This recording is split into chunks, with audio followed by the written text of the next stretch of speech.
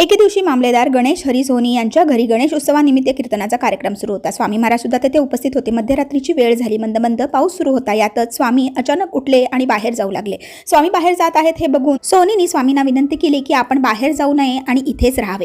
त्यावर स्वामी त्यांना बोलले, तुझ्या घरात आम्हाला विटाळ होतो, आम्ही येणार नाही, जा, असे बोलून पुन्हा स्वामी चालू लागले आणि थेट जंगलाच्या दिशेने गेले. स्वामी भक्त हो गणेशरावांनी घरात एक वेश्या ठेवली होती आणि त्यांनी तिची संगत सोडावी अशी स्वामींची इच्छा होती आणि म्हणून स्वामींनी तुझ्या घरात विटाळ होतो असे सांगितले होते. परंतु गणेशरावांची जरी स्वामीचरणी भक्ती होती तरीही त्यांना प्रत्यक्ष परब्रह्मापेक्षा स्त्रीचे जास्त आकर्षण होते. असो, परंतु पुढे त्यांना अनेक संकटांचा सामना करावा लागला. अनेक संकटातून स्वामींनी त्यांना वाचवले आणि संकटात माणूस खूप काही शिकतो. कदाचित गणेशरावांच्या बाबतीत ते घडले असावे.